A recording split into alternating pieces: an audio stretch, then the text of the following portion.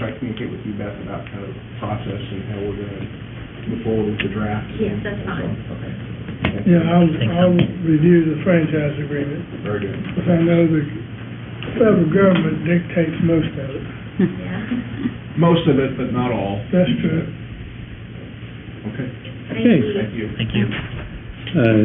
Next item is item number 270, discussion of the Cabell County Commission regarding the Grand Patrician Cabell County Development District Project Number 3 project, status and bond trustee resignation. Mr. Hoop? You want Mr. Hoops or Yeah. Mr. Watson or Yes, he's on. Jeff? Hello, I'm Jeff Hoops, and got some handouts, and my attorney, Sean Guerin, he's joined us by phone to, he'll talk through the technical issues related to the change in trustee. You don't want to do this?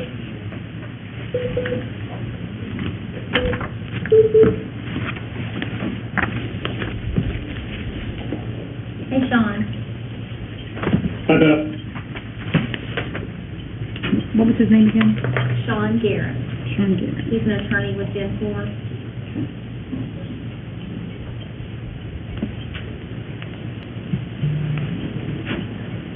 I apologize for the delay. A few things went over. That's understandable.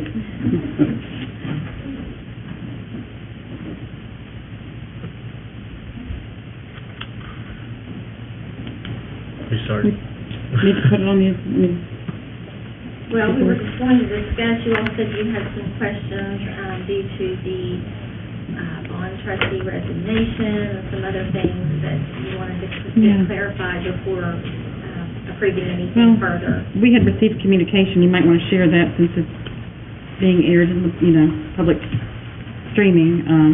We had received communication that we needed to make a change, and so we weren't quite certain the reason why, so we were just going to get clarification and an explanation. So United has resigned as the bond trustee. That's correct, and really, the only issuance that was done was kind of the initial setup, kind of legal fees and startup costs, so there hasn't been a lot of issues since then, and we were prepared to do actually the first construction phase, and United notified us that they would prefer not to be the trustee and that they would resign, and so, I engaged Dinsmore. They have experience in these matters, and Sean can kind of speak to what the alternative is to United Bank that he's come up with. Yeah, is that Jeff? I'm sorry, is that Jeff that's speaking? Yes, Sean, yes. Oh, I'm sorry. Okay, that's okay.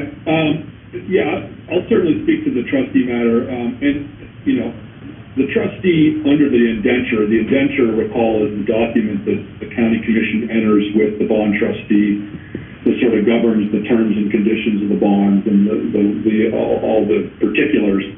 The indenture provides that the trustee can either resign or be removed pretty much unilaterally. So there really isn't a cause issue here to be concerned about. We could have removed United Bank. They can resign at any time, given some notice. So this is really just I see this as mostly a ministerial action by the county commission to accept the resignation or to just deal with the fact that the trustee has resigned, and then to permit the appointment or selection of a successor trustee. And we have arranged to speak to a bank that is willing to serve as successor trustee. So that would be one of the actions that would be seeking from the county commission, is to sort of formalize that process, as well as the other things we were trying to work on leading up to this time, which were number one, the bondholder desires to transfer the ownership of the bond to another entity, and there is a desire on the behalf of the developer to make a draw for, as I believe Mr. Hoops was describing, some construction costs that have been incurred on the project, for which they're seeking a requisition from the bond proceeds or a drawdown of that TIF bond. Okay. This is Kelly Sedonia, one of the county commissioners. I'm not real familiar with the bond process to this extent. So what happens if we approve of this and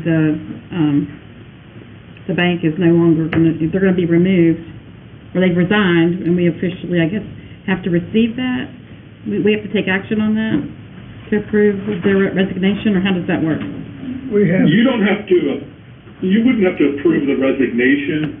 The resignation takes effect pursuant to the terms of the documents upon notice. United Bank gave notice, and I believe, I wish I had the document up here. I think their resignation becomes effective on September 25th.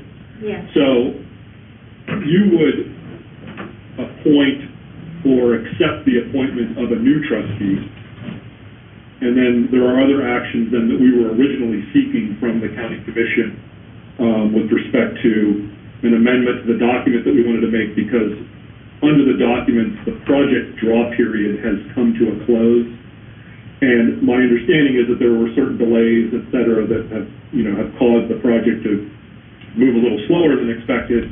And so the developer has been working along on the project. However, now they're at the point where they'd like to make a requisition for funds available under the TIF bond. And so we would need action by the county to do that. Hi, Sean. This is Caleb Gibson with the commission. Just a question. You're talking about the different. Could you elaborate more, or Mr. Hoops, on the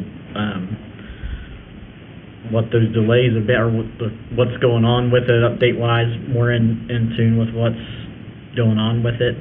Yeah, I think, I know the commission had asked for an update, and I provided the handout here, which kind of takes you through. It's obviously the code and supply chain issues and everything, and then kind of the sequence of events changed somewhat due to kind of permitting and sequence of construction. But infrastructure actually kind of moved to the end. If you look, we've spent $25.7 million to date, so we've spent and invested a lot of money there on the property.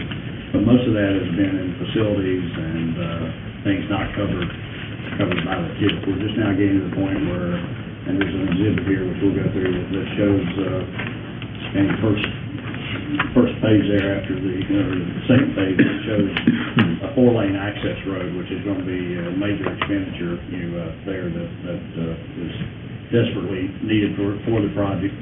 We've got a single-lane bridge there, so with the amount of traffic we're going to have with $100 million worth of facilities up here, it's going to take a highway to accommodate that. So the state finally approved and has allocated the funds for the exit that's just east of here, and that's underway now. And so that'll give us access from both directions, from exit 28 and the new exit 31, which now allows us to move forward with the ability of the 4-lane access road, which will go right up the center of the project. And that includes a new bridge. The existing bridge, because of its historic in nature, will not be removed or changed in any way. We'll actually kind of make a park setting out of it and use it as just another tourist attraction for the community. So really the infrastructure kind of got pushed back, waiting on the new exit to be approved, waiting on the state to approve the permits and the roads. So that's really the main reason for the delay. And the TIF was primarily for infrastructure, roads, water, sewer. There's a new 8-inch water line to be ran along this road because we do not have adequate water supply at the hotel now for the fire suppression. So that's required as part of this. And so that's the reason for delays. It really took time to get all that pulled together. Is the water from Milton? Yes, it will be from the Milton District, yes. And we've worked very closely with the city. They've been excellent to work with, and we've tried every way to get the capacity. They've got a 6-inch line there now, but it just does not give us the volume that we needed for the hotel. The access road, is this the 2-lane road that, in the Route white 60. here, that comes off of 60? Yes, this is... And this would just basically take the curves out and it would be 4-lane? Make a 4-lane straight road up to the country club and the hotel. And is this the current state road? That's the current road there, yes. State-owned? Yes, that's correct. And this will go back into the state system when it's constructed. It will not be a private road, it'll be a public highway that will tie back into James River Turnpike. Gotcha. While you're here, could you just give us an update on the housing? Yes, again, that's been somewhat of a permitting issue. We're expecting the commit, they're telling us mid-October, but there's plans for 320 homes on the property.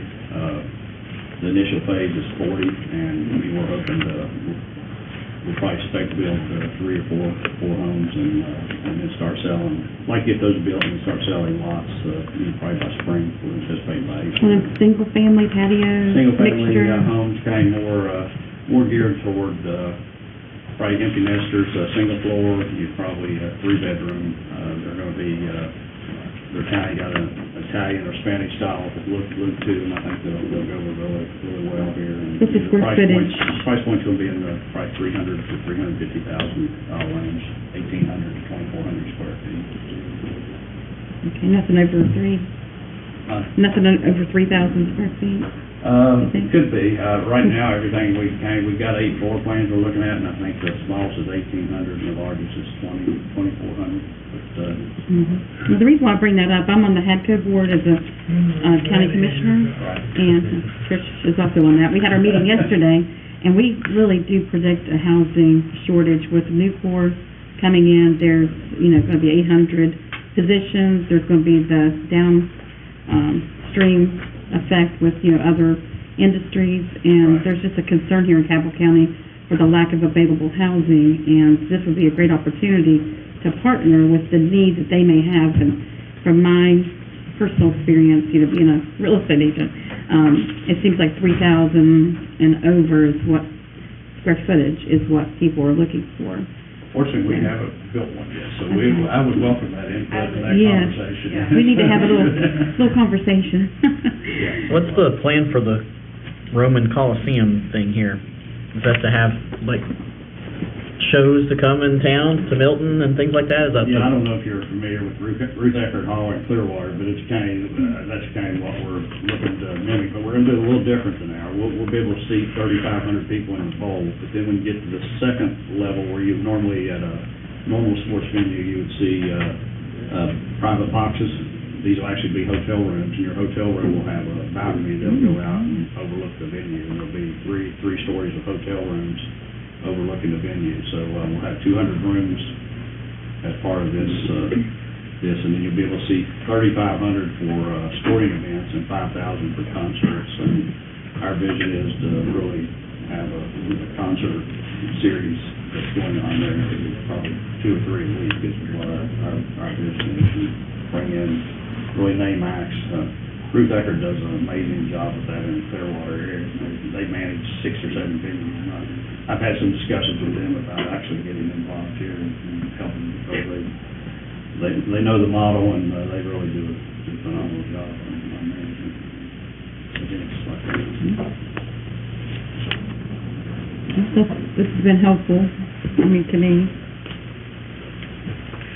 And is this the time frame on the right here of when? Yeah, it's the target opening dates right Sorry. now. Yes. There's a lot more I know. I see some of the criticism, but then you all get in public life, you understand. Well, that's we hear whispers and. But the golf course is done. It's actually being played. We're actually done a soft opening. We're just letting people play, kind of working the bugs out. Our plan is actually do a grand opening in the spring and actually have we're working with the West Virginia Golf Association on doing a par 3 West Virginia Open tournament that would try to be similar to what they do at the Greenbrier for the amateur, find the best amateur par 3 golfer in the country. And these are all par 3 holes that are designed after famous par 3s from around the world. So I think the feedback's been really positive on the course so far. We have an exercise trail that's a little over a mile long that's kind of built now. We've got 18 different exercise machines there. We're going to have some shelters that are kind of built to look like the hotel where people can come and have picnics. We're going to open that up to the public, and it's really and the country club. It'll be under roof, but mid-October we had delays in getting steel but all the steel's on site now, and all that's been set. So we think by October 15th the steel will be set and it'll be under roof. The hotel's actually being drywalled. It's all plumbed, electric's in, drywall's going in. So there's a lot going on there, and I think it'll all come together real quick when it starts falling into place. Did they give you any kind of? I guess are you working with the Department of Highways on the 4-lane or? Yeah, we're actually going to do excavation and construction. So plan is for us to do it. We're actually working with the city, because we're actually going to do that part, and then we'll turn it in. We'll build it to their specifications, and we'll turn it in. Is there a The time? bridge is being all fabricated and designed, built off-site. It'll come in sections and Is there a time frame for completion on the 4-lane? Is that we'll have it done by May of next year, by the time we open. Will the highway department not, do the construction portion? Yeah, of it? they're approving the bridges, and we're working closely with both, and. But I mean, like, fund the whole, like, the actual construction of it. No. They got that federal infrastructure money, maybe they would use some of that. Yeah, if your friends in the supermajority would spring for some of it. Is there still Well, we the, thought with the Well, we TIF, have to I guess tip- we viewed this as I'll being let her part of the together. TIF project, and we didn't want to double dip or try to double dip, but I guess we felt like this was our responsibility to do this, and it would be covered in the TIF. Gotcha, yeah. and is there still the, I guess, the agreement with, was there a chain, a hotel chain, or what was the? The Wyndham Resort Wyndham? is. Is that still? Yeah, they're the flagship for the hotel. So, the action, we really don't need to take any action. If the trustee resigned, they have the right to do But what that. we did a couple meetings ago would have to be redone once they bring back the. Yes. Are you out of your public meeting right now? No. No. No. Oh, okay. We have to stay in the public. Well, I'm not sure what your rules are about, actions you can take in meeting, but the only thing I would ask on behalf of Mr. Hoops, if the commissioners are amenable to it, is that you would appoint Huntington Bank as the successor trustee. They have indicated to us they're willing to serve as such. And then we would ask at your next regularly scheduled meeting, we would reoffer the documents we previously asked you to approve and execute as far as the transfer of the ownership of the bond, the amendment of the indenture, and any other actions we need to take on the successorship. But if you'd be willing to formalize the appointment, that would at least be one thing we could put under our belts for the time being. And you'll send that to You us? could do that. Well, we can make that motion today. Yeah, because we're under discussion, and if we want to go ahead and approve Huntington Banks to be the successor trustee, we could do that. Do we not have to have the documentation? What? Do we have to have the documentation to support that? Well, I think we could act on an oral motion and an approval, and I could follow up with a document that could memorialize that action. Again, I don't want to, right. it'd be great if you're willing to do so. If we have to wait until the next meeting, that we can work with that too. Can we do both things on the next meeting, on the agenda? Will it delay anything if we wait to do both things, take action on both at the next The only meeting? issue that I could foresee is that come September 25th, I'm not sure what United Bank is going to do as far as them, their trusteeship will have ended. And so I don't know if they're going to force any issue as vis-a-vis the developer or the bondholder as far as forcing them to transfer monies or other things that might be sitting in their accounts under that indenture. So I'd hate to get into a situation where United is physically trying to walk away and they still are sitting on some dollars, and I don't even know if they are. Could we make But a motion that says, subject to receipt of appropriate documents, however legally worded, that we approve Huntington Banks as the successor trustee, and documents would be presented at the next regular meeting? But that would... I think that would point us in the right direction and forestall Right. any, sort of such action by the current trustee. Yeah. I have a question of our council. Is that what you would Yes, I would. advise us to do, because Right. typically we have the documentation in front of us, we know what the language is in front of us, and we're just basically, I mean, what would be the, We're approving it, Posture of this. we're approving, orally approving it, subject to receipt of the written documentation. subject to the satisfactory receipt Well, of the documentation? Well, Mr. Watson can work with refining our motion. Right. Okay. Is there a motion to approve whatever Bill's going to cook up? No, it's the appropriate documentation that really does not obligate the commission in any way or the other until we would have the formal papers in front of us. And be satisfactory with what we see. Right. Okay. Okay. We have a motion? right. And what would the documentation, just for my edification, what would the language be that we would be approving? It's the appointment of the successor trustee, Huntington Bank. Huntington Bank. Okay. I just wanted it to be on record, so. Okay, I'll make that motion. Okay. I'll second. second. Okay. All in favor signify by saying aye. Aye. Aye. And we thank you. I appreciate it, and I apologize to the commission for the negative press. I've certainly dealt with a lot of it the last 3 years, and I think... Oh, really? Became a target of that, and I've been looking for that $10 million check that you all gave me. I haven't got, it goes to the mailbox every day, and I haven't finally found it yet, but if y'all want to add 3 zeros to that one over there, I'd be happy to take it, so... Right. And maybe consider your housing to accommodate the future. Absolutely, yeah. Well, Greg. I would like to have that conversation input from you and Trish. That'd be great. Whenever you guys, everybody, appreciate it. Thank you. Thank you. We thank you for biting off such a large bite, too. The next item on the agenda is an executive session, and in doing that, it's necessary for me to ask those of you who do not have input on the opioid litigation to excuse yourself until we've had the executive session.